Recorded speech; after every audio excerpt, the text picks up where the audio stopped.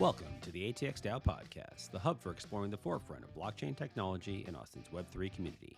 We connect you with innovators within ATX DAO and beyond as we venture into the world of decentralized technology. So crack open a beer and join us for a front row seat to learn about the innovations and trends shaping our digital future. This is the ATX DAO Podcast. Welcome to the ATX DAO Podcast. We are very excited to welcome a guest with us. We have Tom McCarthy with us. He is the Director of Development for the Satoshi Action Fund and also on the board of DC DAO. Tom, welcome to the show, man. Glad to have you. Hey, thank you so much for having me onto the show. Really appreciate it and looking forward to talking with you guys. So thank you so much. Yeah, really pumped to have you on. And so it's good kind of chatting with you a little bit before we started recording, but thought we'd just kind of start off with just getting to know a little bit about you, a little about your background, and then we can kind of dig into some of the stuff that you're working on now a little bit later on. But we always like to kind of start with just kind of your journey. So how did you find crypto? How did you get into this space in the first place? Absolutely. So because we're on a podcast, I'll give you guys the longer version. But, I actually first came across Bitcoin, if you don't believe this, in 2012. I saw a Facebook post back when Facebook was a thing about this really smart guy that I went to high school with. He actually runs HF0, which is a really basically like a Y Combinator competitor out in San Francisco. And he made a Facebook post saying, oh my gosh, Bitcoin is going to change everything. At the time, I was just a freshman in college. And as you can imagine, there was no information on Bitcoin at all. And so I just type on Google, what is Bitcoin? And I'm just seeing digital money, mining machines from China. Like, what is this? And I just ignore it. Obviously I heard about Bitcoin through the Silk Road. I promise I actually never bought anything on Silk Road, but, I've heard about, Bitcoin being used on the Silk Road. And then you hear Warren Buffett and rat poison. And so, I'd heard about Bitcoin here and there throughout the years, but it wasn't until 2017 when I really started to look into this space. And I'll never forget the headline. The headline of a news article said, the price of one Bitcoin surpassed an ounce of gold. And so for me, I was like, all right, I've heard about this thing. Smart people have said to look into this. I really need to start looking, taking a more closer look. And then I just see the chart of the Bitcoin price is just like going up a lot. And I'm just like, for me, rather than just FOMO in and buy, I'm the type of person I wanted to understand why. Why is Bitcoin going up so much? And all I did for 2 months was just learning about it. Gears started to click in my head.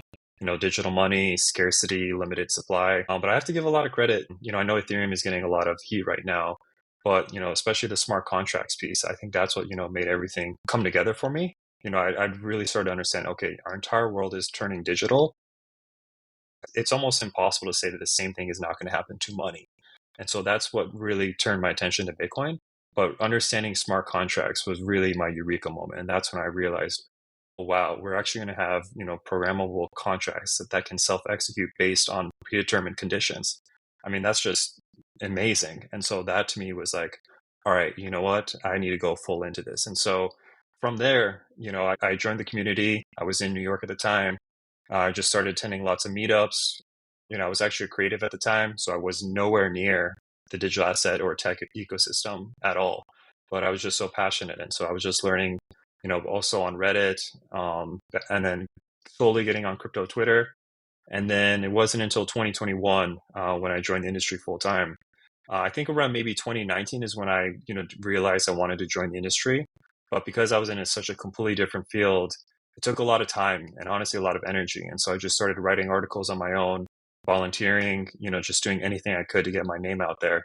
And then I moved to Washington, DC, because at the time there was a lot of heat coming from policymakers and regulators on this asset class. And there are a lot of things that they were saying were just frankly not true about Bitcoin, digital assets, blockchain in general. And so for me, I felt really motivated to get something done and make sure that our industry was being defended.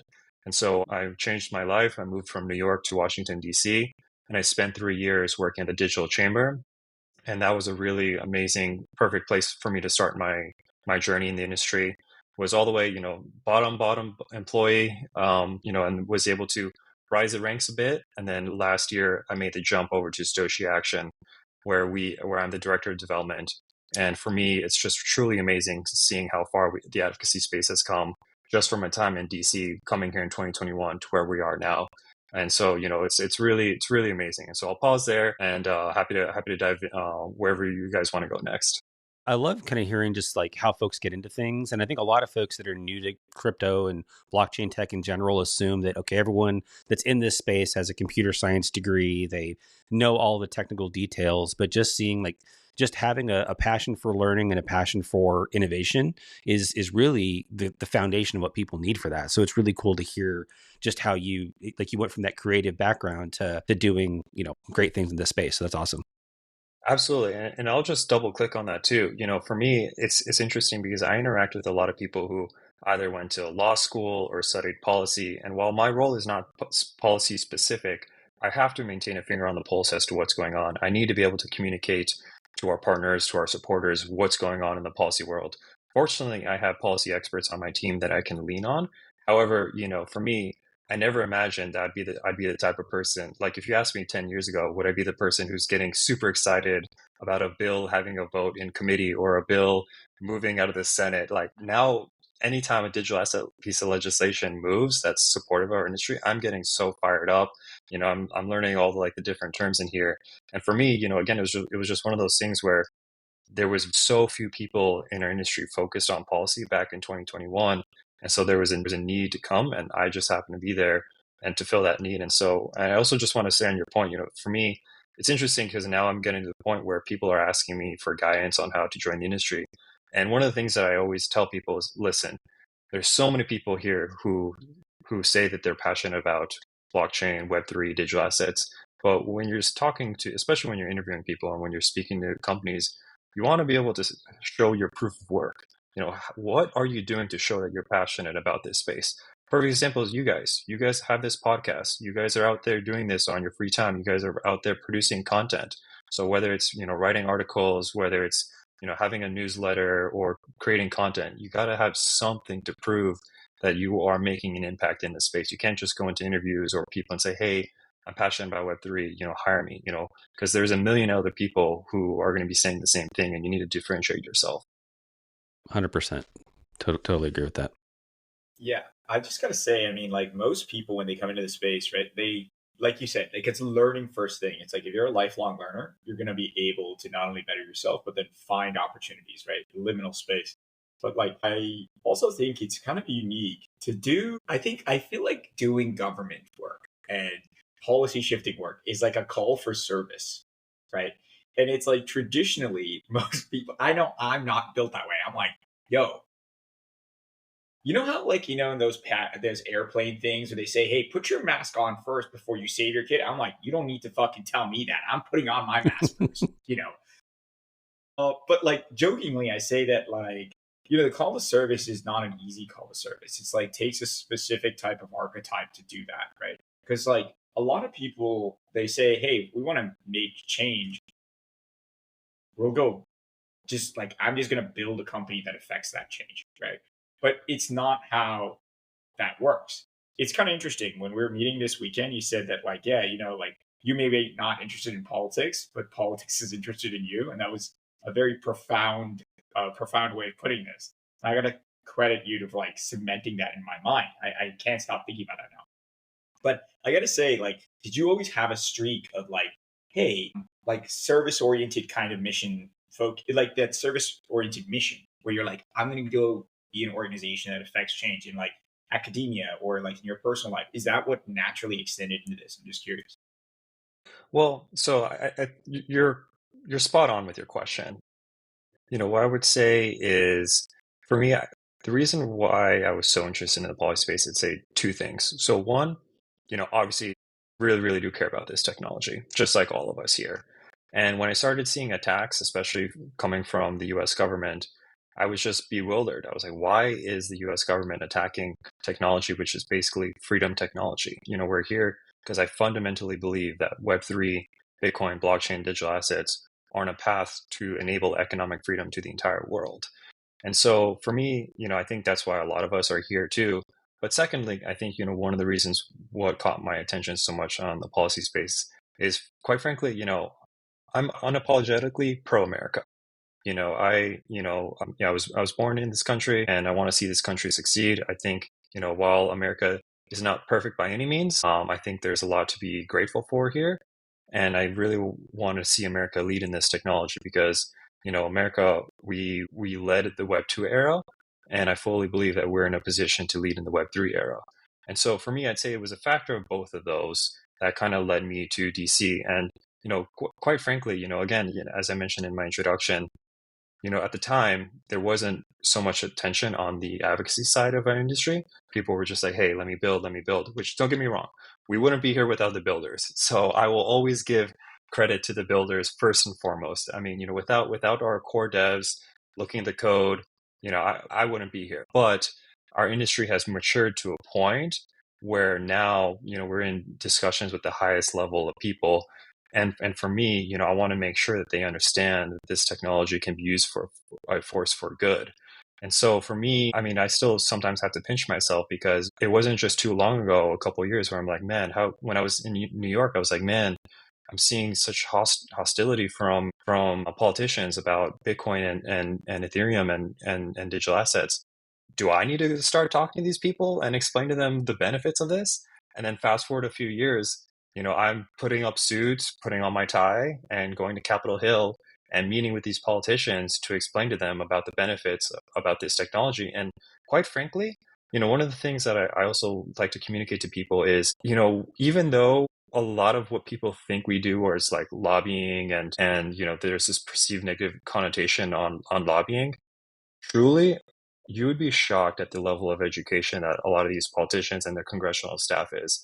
I can't tell you how many times I have to explain to them that what they thought about Bitcoin or what they thought about this asset class is just completely untrue. And so a lot of it is truly just education, doing those 101s. And it's not the most pleasant, and it's not the most, exciting thing, but it's one of those things where when you can actually talk to them and educate them and show them how this technology works, it just makes a world of a difference. And I'll give you just one quick example. To this day, I can't tell you how many times they still think transactions are anonymous. And I have to explain to them, no, transactions are not anonymous. That's why it's called, distributed ledger technology.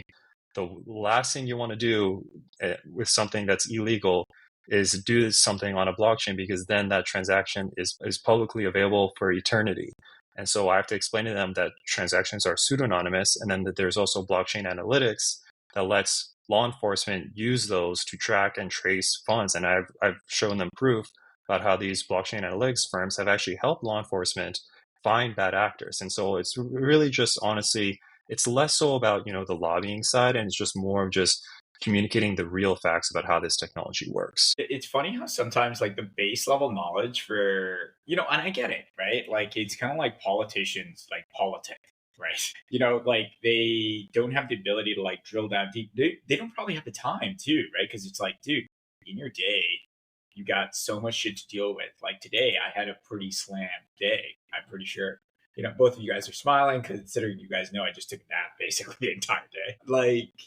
Yeah, I mean, I'm pretty sure the ladies and gentlemen at Washington don't take naps because they're just like, dude, there's so much for me to get through.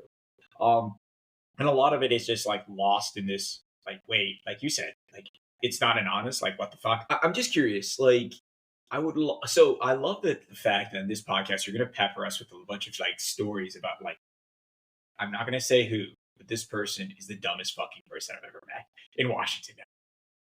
I'm going to give him that moniker. You don't have to give him that moniker, but like, I would love to hear what's another startling kind of thing that you're just like, holy shit, you clearly have not been reading these TPS memos or whatever. Totally. And listen, for me, I never want to be bad mouthing anyone, but what I will say though is, just like in every industry, we all have our heroes. We all have people that, we look up to. And it's honestly I've been pleasantly surprised, because even me sometimes, even though I've met a couple politicians, I've met Senator Lummis many, many times. And, I've been able to not just meet her, but other politicians. And sometimes I'm always like, oh, wow, like there's a politician right there. But at the end of the day, you would be shocked, because sometimes when I hear them speak, I just realize, oh wow, they're just like a regular person. And there's been times where you're like, you know what? You have been supportive of this cause for such a long time. Like, I know way more about this than you. And so for me, what I tell people when we go into these meetings, because sometimes it can be daunting, some of these people, one in our industry have never been in a suit before. And so this is the first time that they're buying a suit and they're going to Capitol Hill. And, I always want to remind them, hey, listen, when we go into this meeting, remember, you are the expert. Okay, they're here to listen to you, and so you'd be surprised to know how, just like in any position, because sometimes you wonder how people get into those positions. But regardless, I personally would never want to run a campaign to be in Congress. That sounds like very daunting. But I'll tell you one story that for me I'll never forget. And so I brought in a lot of high level Bitcoin mining CEOs. I won't say the names, but they're very reputable people. And we had a full day planned where we're going to be on Capitol Hill. And when I say full day, I mean, pretty much meetings starting at 9 a.m. all the way up to 5 p.m., back to back to back with only a lunch break in between. And not all are politician level meetings, but some were. And the very first one was a politician level meeting. And it was 9 a.m.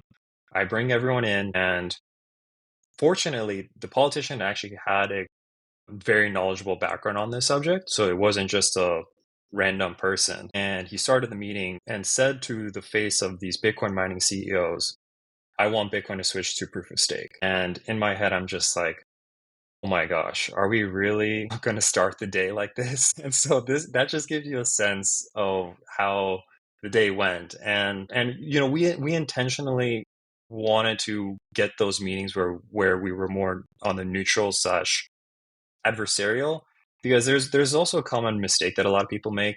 Don't get me wrong, it's always good to touch base with your champions and share intel, but where you really are going to drive the needle is be able to have those tough conversations and be able to speak to these people and really give them the other side, because a lot of times they may not have heard about it. There's some other stories I can share, but I'll just pause there, because that's one that I will always recount. And every time I see those folks, I'm like, hey, do you guys remember that meeting that we had? And they're just like, yeah, I don't know how you do it all day. And I'm like, well, someone has to do it. So I'm happy to take that position. Yeah, I feel like a lot of that gig, and it's like really interesting, right? Because like this is also, I feel like it's one of the things we do in the podcast is like we talk about like the founder journey, right? And the archetypes for an individual and the lessons it takes to like go through to get to where they are. It seems like in this role and that calling of like service, right? You actually having a filter between your brain and your mouth is a very good thing. It's actually preferred, right? I'm pretty sure I'd last like 1 minute on the hill and be like, send this guy back to fucking Texas. And I feel like navigating the nuances of things and then having this, this break of thought to be like, oh my God, and then not revealing that in your poker face is critical. And yeah, it's really interesting because it's like, I don't think there's many people that can do that. Like, I think it's very hard, right? Most people are genuinely opinionated and generally they would just share their opinion with you. It's like, yeah, I mean, you've been doing this for a long time, so I can imagine you could have a very good poker face to deal with this. Totally. Yeah. And I can't tell you how many times even someone like me, I've wanted to post something angrily on X, and then I have to pause and remind myself, no, just let it go. And you're correct. Sometimes I've wanted to go in there and tell these people my mind. But for me, I've just realized at the end of the day, the best way you can win over someone is by just intellectually, showing them why digital assets, why crypto matters, and the benefits of it. Because I firmly believe that the facts are on our side. It's the other side that's being disingenuous, and it's the other side that's lying. And so as long as we can go in with a cool, calm, level-headed, communicate the facts and show the positive use cases and show the benefits, there's nothing the other side can do. It's the other side that's misleading. It's the other side that's saying things that are just frankly untrue. And so the more times that we can just intellectually show them that they are wrong and they are false, that's how we are going to win. Yeah. And I love that because it's like, I know that, you're doing a lot of great work with the Satoshi Action Fund. I'd love for you to touch a little bit about that and like this approach of you just being like, hey, we're just going to slowly walk you through our chain of thought reasoning to tell you why this is better and why you're like, from a first principles perspective, like your argument is falling apart here, right? It's led to like some really great stuff like getting Loomis on board, getting Senator Cruz on board, and then pro Bitcoin laws in states like Montana and Arkansas and stuff like that, which is coming about. I'd love to hear about that work and your team there, because I'd imagine it is a team effort a lot because it's like there's so much to go around. Totally, absolutely. And because because you're my friend and this is a more casual podcast, I'll say it's Senator Lummis, not Loomis. There we go. See, this is All what good, all happens. good, all good. No worries. But yes, a good way to remember it. I'll never forget this because I also had trouble when I first got here. I was emailing with one of her staff members, and in her signature, the staff member said "Lummis like hummus." So yeah, Okay, yes, I gotta now. I'm gonna remember that. Okay, lumps like hummus. If I see her ever again, and I might just like whisper to myself out loud, knowing the retard I am, lumps like hummus. She's gonna be like, at least he got the name right. there you go. Yep, there you go. But yeah, so I've been fortunate. I'm coming up pretty close to a year now at Satoshi Action. So for me, I have to give a lot of credit to Dennis Porter and my colleague Eric Peterson. Dennis Porter was our CEO and co-founder, and then Eric is our director of policy. And Eric just has extensive state policy experience. He's been in the state advocacy world for 10 years. And the whole reason Satoshi Action really started is because, especially in the 2021 2022 era, there was just nothing getting done at the federal level. And I'll be honest with you, I sat in meetings with clients before, and these clients would ask us, hey, when are we going to see a pro blockchain bill passed into law? And this is back in 2022, and we would say earliest 2025, probably 2026. And that was just the reality of the situation. Federal is just a different beast in of itself. And so what Dennis and Eric did is they're like, all right, you know what? Let's go out and score wins on the state side.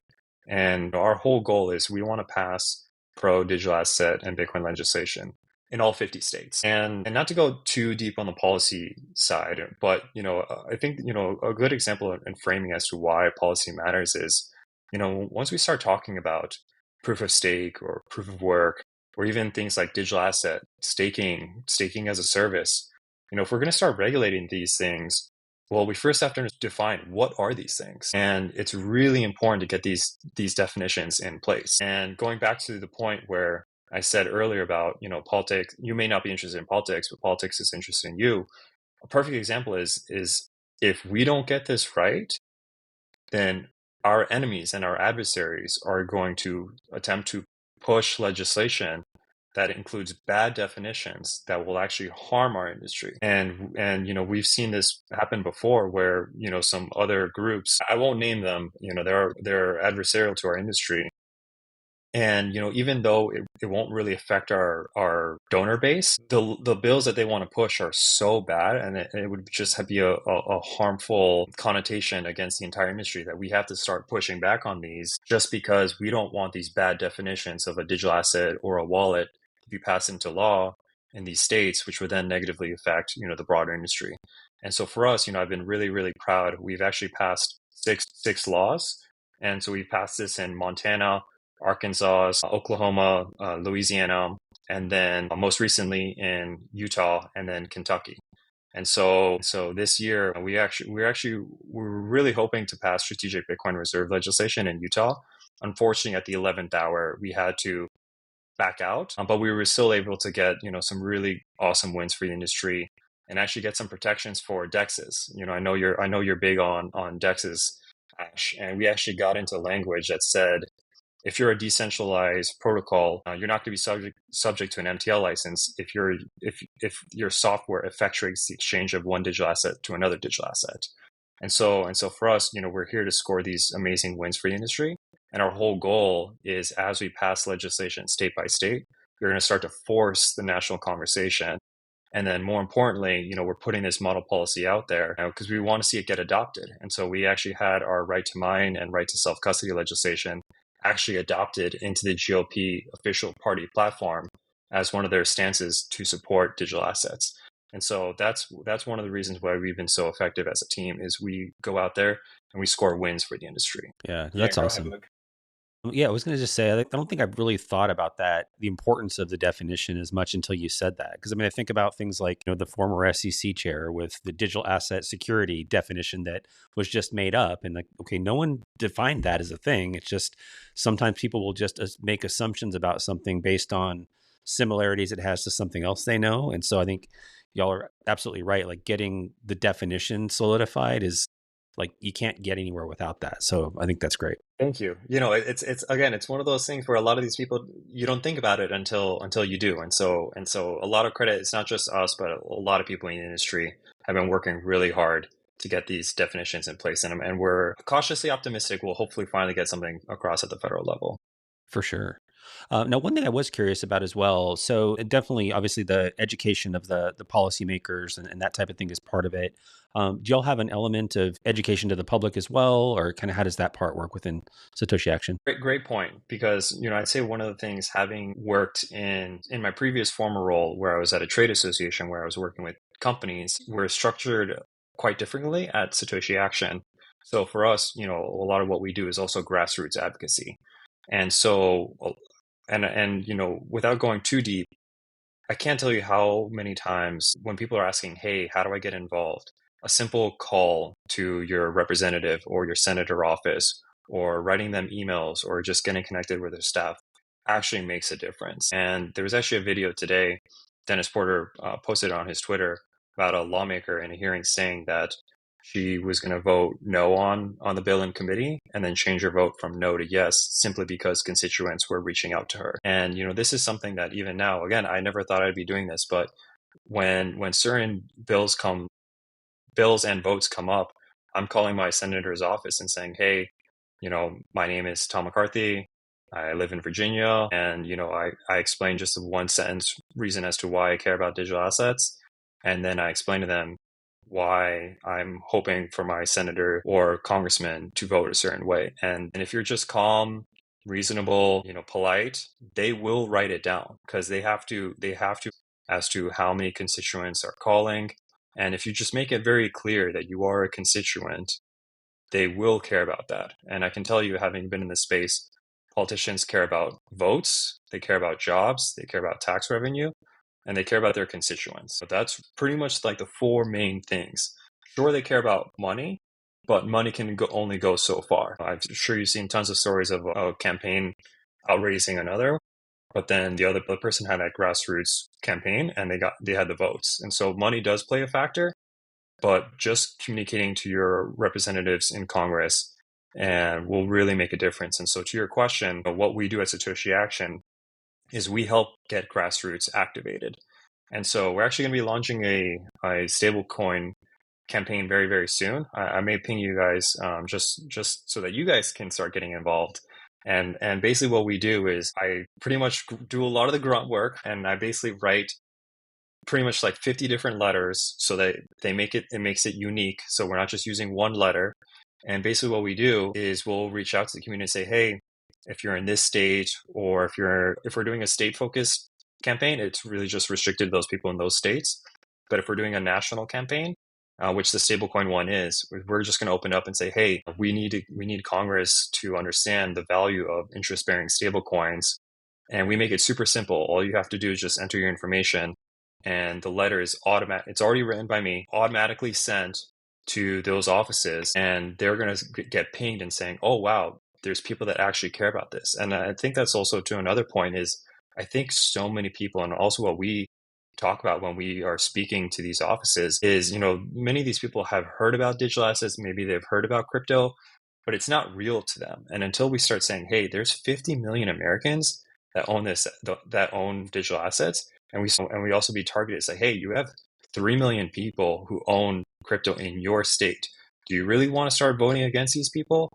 No. And so for us, we've been really instrumental, and I have to give a lot of credit to our community. And anytime we do a campaign, a lot of these people are signing up, they're sending letters, they're getting active. And for us, we're able to move the needle a lot more because these politicians start to realize, oh, wow, like my inbox is getting flooded and my phone is getting filled with tons of calls. Like there's actual real people that care about this. It's not just these basement boys that are just in their mom's basement talking about this crypto. There's real people, there's real businesses that are building really amazing things that are going to benefit the world. Yeah, no, I think that's huge that y'all do that. I think so. I've participated in a few campaigns like that, and it just makes it so much easier if you don't have to compose the email yourself. Obviously, you have a chance to read it, so you can make sure you agree with what's being said in there. But I think it does a couple of things. One is it gets people aware of what's happening and the action that's being taken, but also you can see the impact. So a lot of the times, your senator or congressman or whoever you're emailing will get back to you. So I've had a few times where they've actually emailed me back saying, we took action on this. Thank you for sharing your feedback and whatever. And sometimes if it was someone that didn't agree, they give me a different response back. But it's still just, it shows the impact, but I think it also gives someone the empowerment to make the phone call, because that's a little bit more of an ask. It's something that people are a little bit probably more afraid of doing, or maybe just nervous or don't know what to say. But the more they participate in that kind of starting point with the emails, I'd imagine you start to get more folks that are doing the calls too. Totally. And listen, I've been there before. Again, I say this as someone who I never imagined I'd be working in politics, but it's not as daunting as people think it is. And especially as, I can honestly tell you, there's going to be a real big push to get market structure and stablecoins across the finish line before August. And you're going to start hearing this, okay, why August? Even though Congress runs on 2-year terms. Pretty much after the August recess, there's going to be less political willpower from the Democrats who want to move something, because they're already going to be thinking about the election in 2026. Because for them, they're like, well, why are we going to move a bill in 2025 when we can potentially, get the House or Senate in 2026 and then have a lot more control and be able to dictate more into what's in the bill. And so there's going to come a time where, our industry is going to really have to get active, especially if these bills come to a floor vote, which we think they will. And so once they get to a floor vote, that's when our entire industry is going to have to really step up, make the calls, write letters, and show to these lawmakers that they need to support industry. And so I think that's just one easy, simple way that people can get involved in this space. And so it's been really amazing. It's been really amazing because, again, it's something that I didn't think I'd be doing, but I'm really enjoying, and I be making a positive impact for this industry. Awesome. And so we'll remind folks again at the end, but maybe you can just share how, if somebody does want to get on your email distribution or connected, like how they can do that. Just if they got excited by what we're talking about and they're like, they want to help with their reach out to their congressmen and that kind of stuff. How do they get on your list? Absolutely. So the easiest way is our website, satoshiaction.io, and then we have a newsletter sign up, and you can sign up there, and then all of our campaigns are blasted there.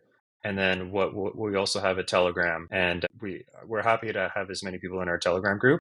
And every single campaign that we launch, we always launch it through Telegram. And then worst case scenario, I'm easy to reach on X. If you still need to get connected and find trouble accessing our campaigns, I'm happy to walk it through people on X. But I'd say the best ways to get connected with Satoshi Action is definitely our newsletter as well as our Telegram channel. And I'm happy to share the link with you guys afterward. Yep. We'll definitely get that linked in the show notes so folks can get to it. Very cool. But so if folks want to get a little bit more involved, y'all are hosting a conference coming up pretty soon. So maybe we can talk a little bit about what y'all are doing there and kind of what it'll all involve.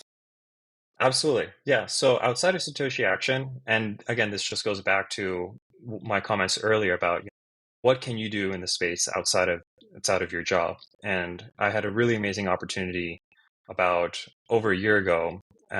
Essentially, actually, I'll give the entire backstory. So there's this Telegram group called DC Crypto Friends. It was started by Shaylee. She's the head of business development at Trust Machines, and our entire group was like, you know what? Why don't we start forming a DAO? And it was just a real natural decision making thought process, and we got a DAO organized. And then we were also like, all right, well, why don't we start hosting a conference in DC that's focused on builders? Because at the time, don't get me wrong, DC, especially now, there's so much positive attention from the industry in DC. But I'll be honest, especially from my time in New York, I miss my just normal events where I can just show up in my crypto hoodies. I learned real quick in DC, don't wear the hoodies. My team, when I first moved here in 2021, they were like, Tom, stop wearing your hoodies. And so I started wearing suits to some of these events. But again, that's just the nature of the beast here in DC. DC DAO was formed, and I was asked to join the board of DC DAO by Gerald. And so we hosted the Genesis ETC last year. And we're going to be hosting now Crypto Capital on Thursday, April 24th. And so if you're in the DC area, we'd definitely love to have people come out to this conference. And for us, we are really the only builder focused conference in the DC area because it's DC, pretty much every single event is going to be focused on policy and it's going to have a policy angle. But for us, for DC DAO, our mission is really to build a vibrant Web3 and digital asset community here in the nation's capital. And we wanted to add a builder focused voice because we just felt that there was just so many conversations, especially on policy. We wanted to make sure builders were involved. And so our community is for builders. So if you're a Web3 developer or or even just out there working for any sort of company that's building blockchain or protocols, we're happy to have you. It's not a super technical conference, but it's going to have more talking about the protocols in the space, talking about the architecture and really amazing things. And so we had about 200 guests last year, and we're going to be having around 200 guests this year as well. It's going to be our second iteration. And so for us, we're just really excited to host a conference for the Web3 digital asset community here in the DC area. That's not just going to be focused on policy. And you don't have to only be in DC to come here. Last year, we had people from New York, all the way from Miami come. And this year, we're going to have amazing speakers as well, like Robert Leschner from Superstate will be coming to speak. And we're going to have people from other reputable founders in the ecosystem coming to speak as well. And so we're happy to throw this conference on, and it's really just a labor of love. All of us work other jobs, but we really wanted to form DC DAO to really just have to showcase the amazing builders in this ecosystem. Yeah, I noticed that there's also like a live stream functionality, which I'm kind of excited about. Unfortunately, I won't be able to attend, but like I'm looking forward to this. Like this is one of the weird ones that actually I'd be like, this is probably a good live stream to have and then like watch while I'm doing work. I'm excited about that because I looked at the number of speakers here and it is really a rare opportunity to like talk to people, going from the letter writing stuff and then calling your congressman, talking to them, to actually be like, hey, we can meet face to face here and have a cup of coffee and really talk about these things, it's really great, right? Because it's like sometimes like you just look at these things in a very esoteric manner. Like these people are all the way up there. It's in one corner of the country. They are nearly impossible to go through, but like you can go to this thing and then you can go talk to these people and you realize they're just regular people like you and I.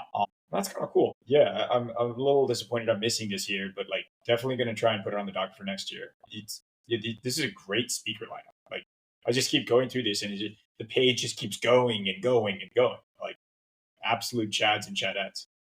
Thank you. It's a lot of work, and as I'm sure you guys who have hosted events and anyone who's hosted events before, it's one of those things where it takes a lot of effort, especially on the last 2 weeks leading up to the event. But we put a lot of effort and time to this, and we think that people that come and attend this are going to really enjoy it.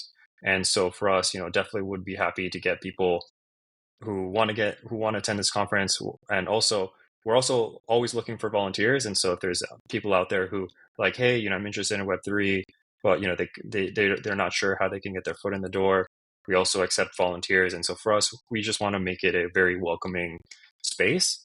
And so I talked extensively a lot about Crypto Capital, which is the conference coming up. But more importantly, what is DC DAO, and what do we do?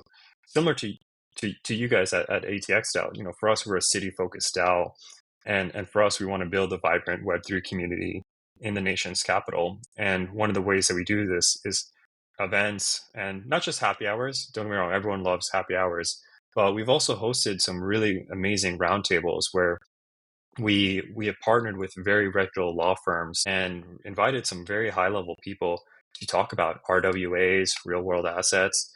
And so we've done roundtables before. And then obviously, our flagship event is the Crypto Capital that's coming up. And so we're able to really showcase the Web3 community in the DC area in multiple different ways. And so for us, we're just going to keep building. And also we have our own NFT. And so that's how we track membership. And then for all NFT holders of DC DAO gain free entry to the Crypto Capital Conference. So that's one of the benefits that we provide to the DC DAO NFT holders. And so there is an NFT component. That's why we are in Web3. So we have to have that. But for us, it's just been a really amazing opportunity. I know a lot of people who are in our community feel relieved because I can't tell you how many events require suits in DC, and then they find our community in Web3, and a lot of times they're like, oh wow, I didn't even realize that there's like a builder community in DC. They just thought it was all lobbying, and then that's where we come in. It's like, no, our events, we don't need suits. You can keep your suit at home, but for us, we're here to talk about the cool things, the cool products, and the cool amazing things that builders are creating in our space. Yeah, and I think having that builder community is super important, even for the advocacy side of things, right? Because if you can have examples of real things that people are building, it helps you when you're having those conversations with, elected officials that, hey, no, there's real stuff happening here. You can visit this startup that's here local to DC that's building this thing that's solving this real problem for people. I think it just makes it a huge impact to have that. Plus, it's obviously to your point earlier, like there'd be nothing for us to do if there wasn't for builders. So having that, I think, is also really important. But I think really cool what y'all are doing within the DAO.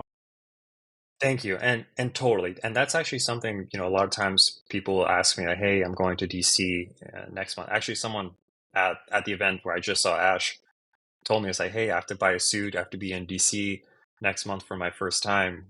I'm a little nervous, and what I communicated to him and said, because this person is a founder, I said, hey, listen, one, obviously be ready to talk about your company and your product, but more importantly, you have to relate it to these offices. How is what you're building going to benefit their constituents? How is it what you're building is going to have tangible benefits for the people of not just this country, but also states and just the general public at large? Because we can talk all we want about the technology, but what are the real use cases, and how can their constituents and how can regular people benefit from the stuff you're building? And then the other thing that I would also say on this, and this is something I've learned throughout my time in DC, is a lot of these people have this idea of, okay, well, I just have to talk to a politician.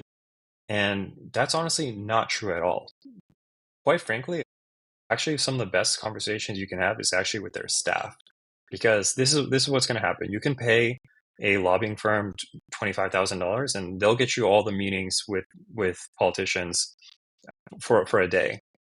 But if you don't have any relations with them, if you don't have a relation with their office, the second that you walk out of a meeting with a politician, they're going to ask their staff, what do you think? And if you've ever been into a meeting, you'll see that every single politician always has at least one staff in the meeting, and they have a notebook and they're writing notes. I will have to give congressional staff a lot of credit. They always have notepads and they always have notebooks and they're writing down notes from meetings. And so if you just have a meeting with a politician, you've never built a relationship, you don't know their staff, you're going to walk out and they're just going to look to their staff and say, what do you think? And their staff is going to look, honestly, I don't think it's the right idea. And they're just going to move on. But if you have met with the staff, if you talk with the staff, if you explain them, built that relationship over, 3 months, 6 months, then sometimes even the staff may say, hey, let's bring this up to the boss. Let's have a meeting. And then you can have a much more positive and much more impactful meeting by getting the staff and the politician aligned. Love that.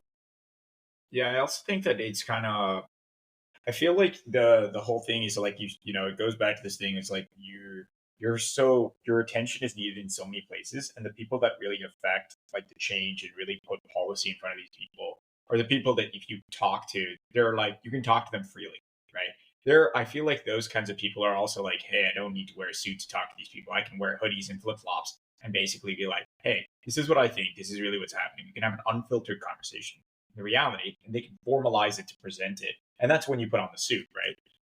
I think this other cool thing that you're doing with the whole, because the way you phrase, like you're describing the conference, I think I don't know, as a founder, I feel like it's a pretty tough job, right? It's a pretty lonely job because like, it's just like you and your thoughts, and you kind of have to get kicked in the teeth and solve your problems. So the only people you can really talk to about your problems are other founders, right? So if you're a politician, and it seems like it's very interesting because like you're saying in 2025, even though there's issues that are bipartisan issues, it's kind of like there's still this political gaming that's going on, right? So the best way for them to get this data and then think about like, how do we really affect policy on this changes, like you're saying, grassroots stuff. But it seems the vibe of the conference is like, dude, like you could actually you could have like a fellow politician pick up the phone or their staff member pick up the phone, call you, and you can talk to them in an open manner about like what's going on. And like you guys can bounce these ideas around where it's like, hey, this is kind of a problem that's germane to me. And I think there's other people that are fucking around with this problem and it's still a pain in the ass. You should be able to have that call.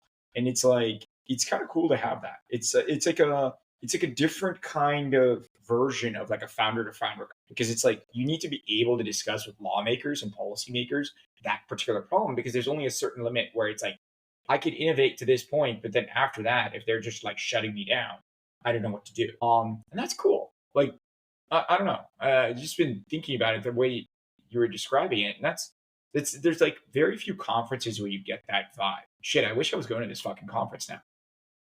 Well, don't worry. Once we have the date for next year, you'll be the first person I ping, so that both you and Luke will get you to come out to this conference as well. You'll be the first to know once we have the next date confirmed. And I also just want to quickly double click on one of the things that you mentioned. So, I know, policy is not the most exciting thing in our space. Again, at its core, for me, I got into this because I love the tech, and I still love the tech. That's where I spend my free time. But it's one of those things where we can be building, but there's going to come a certain point where you're going to start hitting regulations. And what we don't want is negative regulations that impede decentralized technology, because I fully believe in decentralization. And for me, an important piece is self-custody. And I'll just give you another perfect example. I actually had probably one of the more contentious, not in a bad way, meetings that I had was with someone who, and I knew the meeting was going to go a little sideways as soon as they started saying finance in finance. It was one of those people. And again, this person was very knowledgeable. Like, I didn't have to explain what Uniswap was. He already knew what Uniswap was. And I had to make some concessions to him, naturally, because I like to be someone who's very objective and honest. And there was people that had maybe a few months ago from our industry that said things that were just not entirely true. And I said, all right, well, I'm sorry. I don't believe in that. You are correct in this. However, I said, I'm going to start pushing back, because in his eyes, pretty much every single transaction on Uniswap had to be KYC. And what I told him, I said, listen, there's a difference between, the user interfaces and the decentralized Uniswap smart contract. There's nothing anyone can do to stop the Uniswap smart contract. And then he was just saying, well, that's your opinion. And I had to be like, all right, well, you know what? We've been debating about this and going in circles for the last 10 minutes. Let's just move on to another topic. But that was just one of those things where in their eyes, because there was a DEX trading, it had to follow BSA KYC compliance. And I had to basically say, listen, you're talking about a decentralized protocol that no one controls.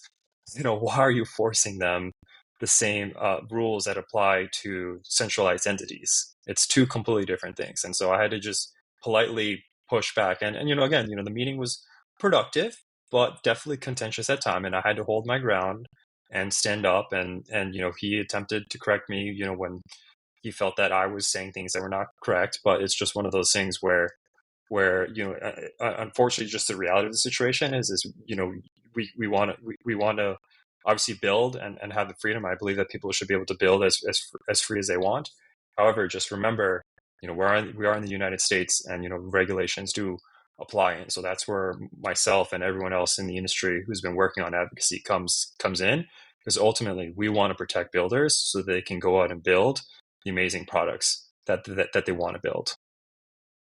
Yeah, I mean, like, I think that so this work that you're doing, I think, like, well, it's kind of like intellectual debate, right? Like, in order for you to have intellectual debate, like a meaningful debate and a meaningful conversation, you need to have a certain amount of friction, right? Where there's friction, there's fire, and when fire is good, because that means that both of you are kind of like, hey, I'm like, hopefully having a conversation with another individual that is like, hey, we're putting our best foot forward.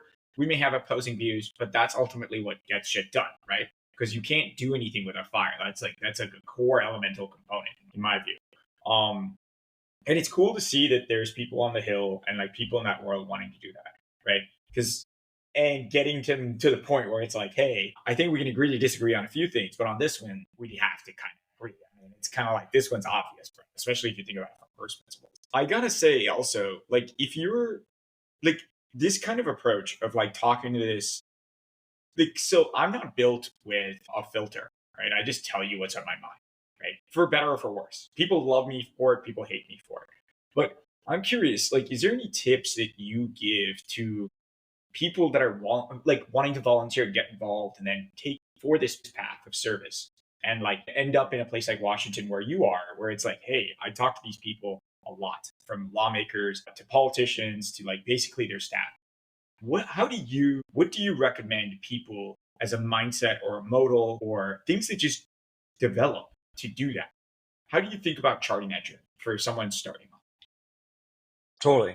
Well, so for me, and I say, this is also just practical advice, especially in terms of stepping into any meeting. And, again, I can't stress enough how important it is even just to get staff level meetings.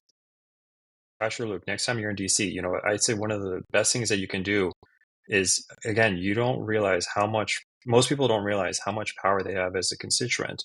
Find out who your representative is, find out who your senators are.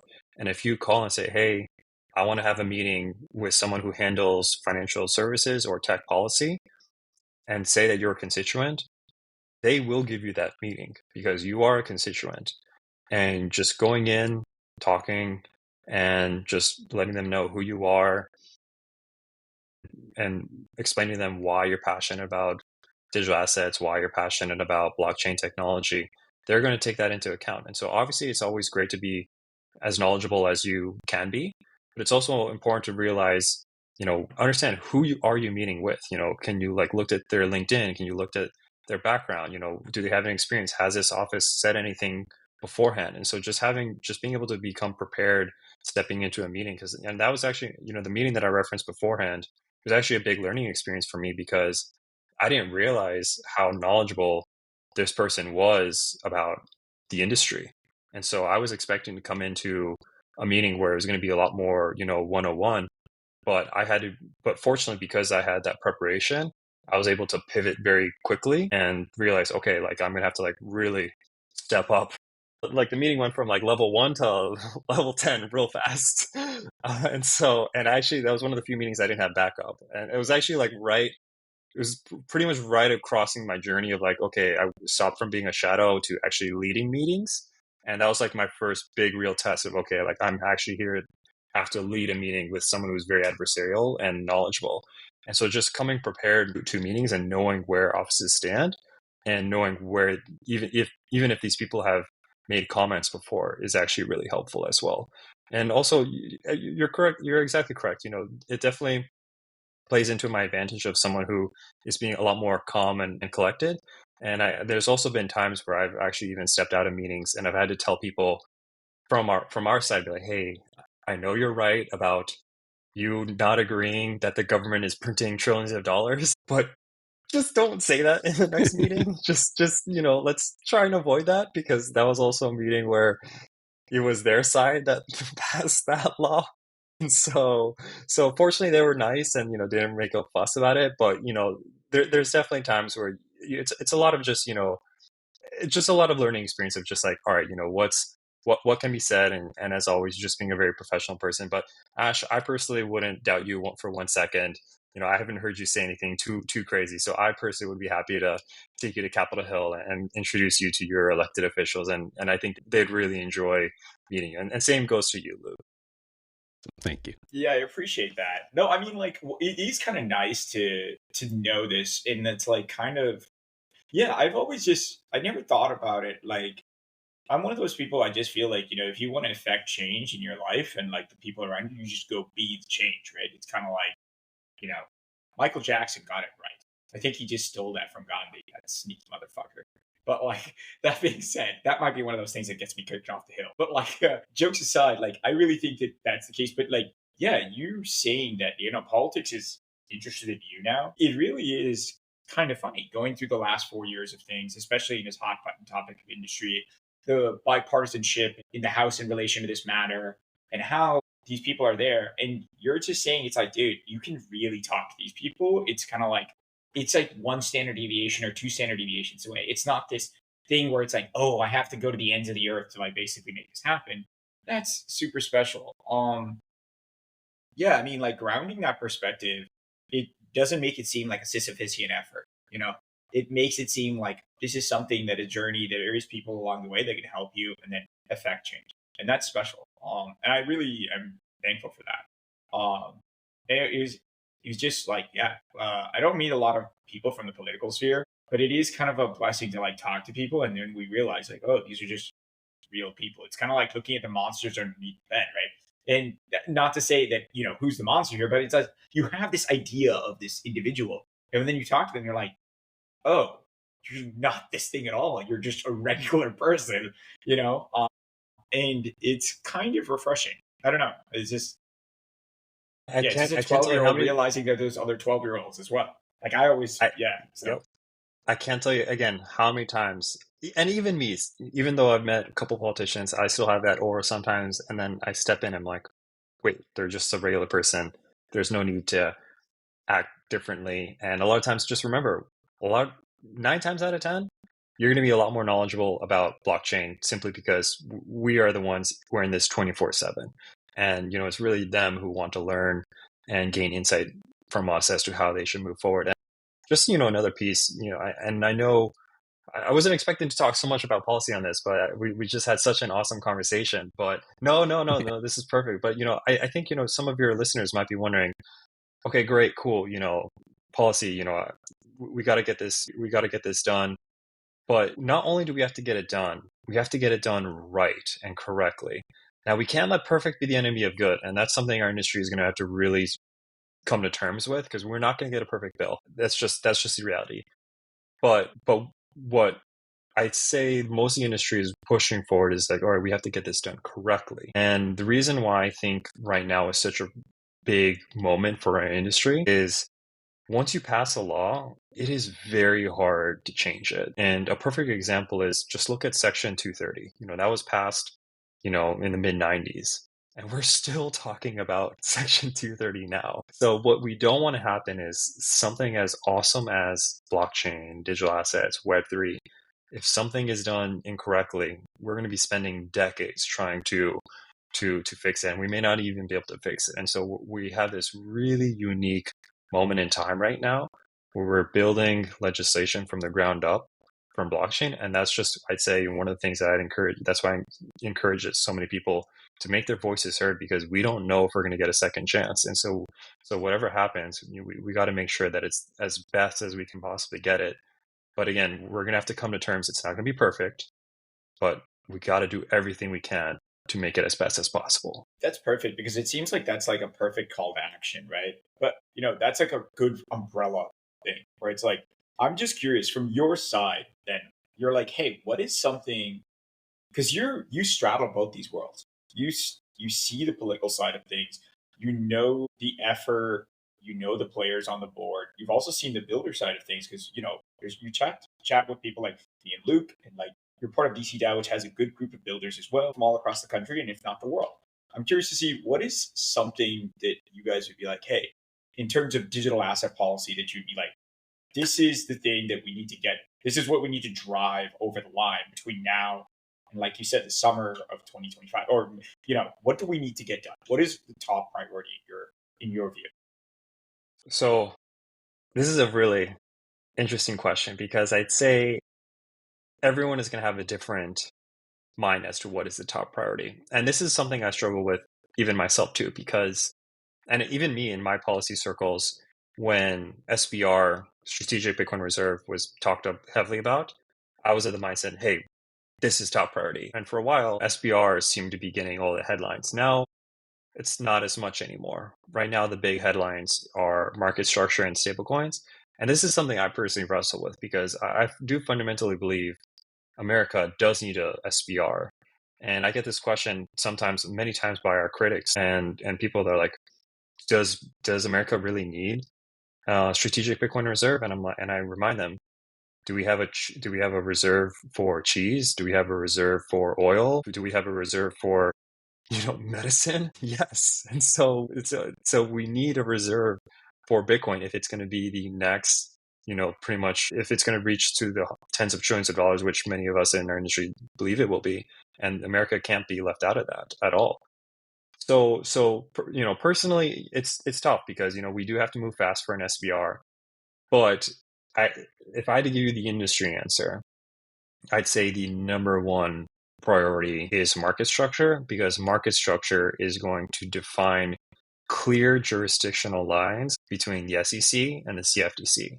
And the reason that's important is because it's gonna clearly distinct what is a digital asset security versus a digital asset commodity, which has been the big fight over the last several years, because we've had a previous SEC administration saying everything is a security, and then the industry saying no, these things are commodities. And so once those rules are laid out clearly, that's going to unlock, I'd say, a really big boon for our industry.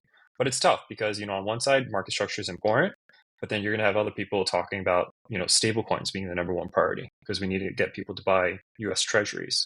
So it's tough, but I'd say most people in the industry want market structure to move first. But if stablecoin ends up being the bill to move first, I still think that's a win. There's talk that they want to move both at the same time. I think that's a big hurdle, truthfully. But if that can happen, I think that's going to be massive. And I hope it happens in this Congress, in the 119th Congress. If it has to wait until the next Congress, we're just going to have to see what happens on election day in 2026. And I know it's kind of crazy. Most people aren't thinking about that, but I can promise you there's people in DC that are already prepping for that day next year. Well, the easiest way to push that bill together and get the SBR done is pretty much this. It's a GLP-1 and BTC bill SBR. That's what it is. We need our strategic reserve for Ozempic and Wagaya or whatever it is, and Bitcoin. I guarantee you every single person in America, including DC, is going to be like, guys, I can't be fat again. I need to be fucking skinny and beautiful, and I need to be stacking stats. We're going to get this done. It's really that pairing. Honestly, I think you need to spin up your own trade association here in DC and just get this done and be the first one to pass a pro digital asset legislation through Congress and get that on your list. Oh my God, it would be the fastest startup and wind down ever. It would just be the wildest thing. I'm just jokingly saying that, but I feel like one of the interesting things is like you said, if you really want people to like equate things, you got to bring it down to, because I'm like a golden retriever. My IQ literally lies at that level, so it's capped at a 4-year-old. So silly, dumb, funny, and like relatable things are like way I think about things that like can change high level concepts into like eatable, chewable concepts. I just think like, when I look at the SBR, I look at the stablecoin stuff. I mean, I'm hoping that people will communicate with the staffers and communicate with their politicians and everything like that that's there, and also their builders that are moving in those fronts to be like, guys, this is like, well, let's just take this complicated thing that's a Gordian knot and bring it down to something very simple. And this is the real ripple effects that occur down this and all these permutations and combinations. This is why we need to do this. Either way, I think getting stuff done in any one of these fronts, I trust that you guys are more informed of that, right? Like, because like we just need to see progress and forward movement. And I'm just happy that there's good people behind that effort up there to do that. And yeah, man, like I think you've kind of inspired me to actually reach out to my representative and be like, hey, I looked him up actually, and I met this guy once before at Luke's favorite Indian restaurant in Austin. It's the strangest thing. So I'm definitely going to reach out to him again and be like, hey, we should talk about, tech and Bitcoin policy and try and do this. This is kind of cool, man. You made a believer out of me on this. Thank you. That means the world to me because, again, I know policy is not the most sexy part of our industry. Everyone's talking about DEXs, L1s, and all that stuff. And don't get me wrong, that's where my heart is, and that's what got me into this industry. And I still love it. To this day, on my free time, I'm learning about how these different protocols work, all these different smart contracts, DAOs, NFTs. I love it all. But at the end of the day, we got to get real work done. And there's lots of people. I can't take all the credit. There's people working way on this issue years before me. It's really a huge army here in DC. And for a while, even back in, I'd say 2021, 2022, truthfully, this side of the industry wasn't really getting the funding it needed. But I think there was a big wake up call when lots of attacks were coming. The industry really came together and was like, all right, you know what? We're gonna have to really start funding and building out this really big advocacy and education arm. And that's made a huge world of a difference. I mean, to this day, I remind some people, I guess question for you guys, do you guys know which industry was the biggest spender in the 2024 election? I bet it was crypto. Yeah, Luke? that would be my guess. It was digital assets. How crazy is that? Our industry's only been around, 10 years, and we outspent every other single industry. That's just wild. And so I can honestly tell you, lawmakers have been put on notice. I mean, they saw a lot of their colleagues, especially Sherrod Brown, who was the chairman of the Senate Banking Committee. Our industry removed him out of office. Like, let's be very clear. Like, he was very against digital assets, and our industry made a massive, massive play to get him out. And this is not just some random politician. He was the chairman of the Senate Banking Committee. And so a lot of people were like, oh, wow, if I start really going against this space and this technology, there's potentially going to be a cost to my actions. And so people have been less publicly anti Bitcoin and anti-blockchain. But I can tell you, looking at the votes, because I've seen the votes from these stablecoin bills through committees. Unfortunately, there's still a lot of work to be done.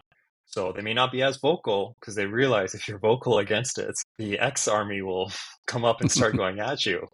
But I can tell you, their votes, it's not as much as I would have hoped. But that's where we come in. That's where you guys come in, and really just talking to them and letting them know that that this industry, that we really care about this, and we want to ensure that blockchains can thrive in America. And if there's just one, also just note that I can say, I know you wanted to talk about, also my journey, which I probably didn't touch on a lot.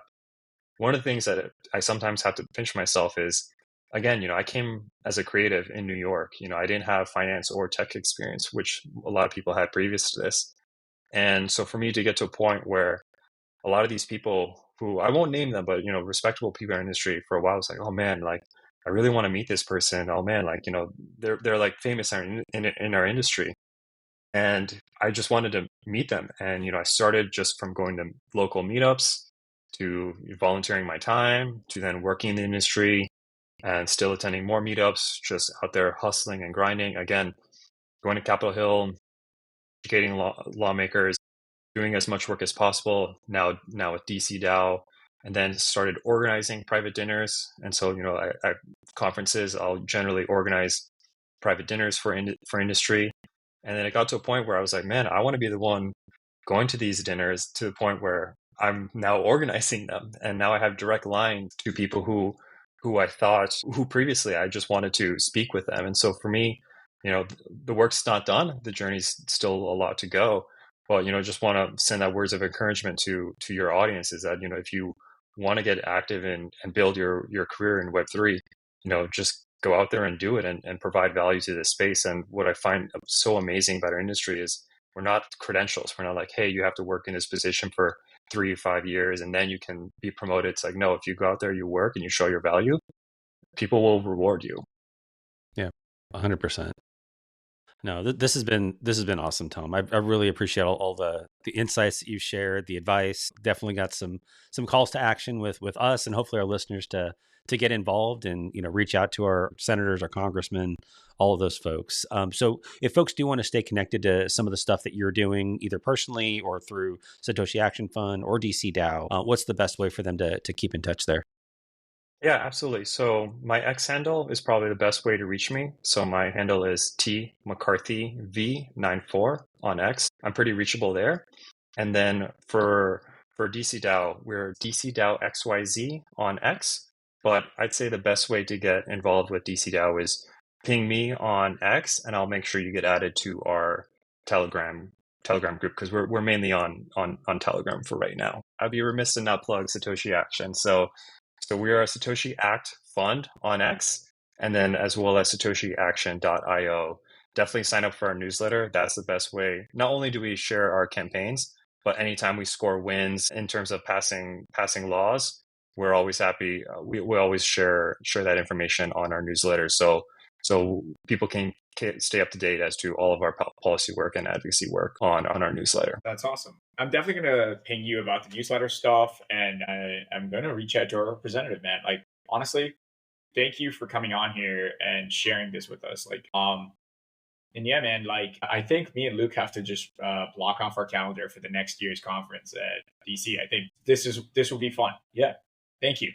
100%. And then just in case folks are listening and they didn't have time to make it to DC for the conference, how do they attend it virtually? Yeah, so we're very close. I think we're going to be finalizing the live stream details, but I think for now, this is only our second year hosting the event. But we learn something new for every event, and one of my to-dos for next year is to definitely have a much more better live stream viewing experience, because for right now, our community is still very like small and niche. But again, we host events outside of just this crypto capital. So we host monthly happy hours in the DC area, and again, we also host other events, roundtables. And so if you do want to get connected with DC DAO, happy to get as many people involved in the community. Thank you, man. Well, Tom, it's been great having you on. Thanks again for being with us, and hope to see you at a conference sometime soon. Absolutely. Thank you so much for having me on.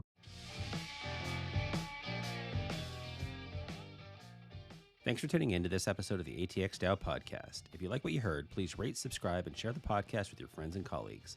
To learn more about ATX DAO, visit us at atxdao.com and follow us on X, Farcaster, and LinkedIn at ATX DAO.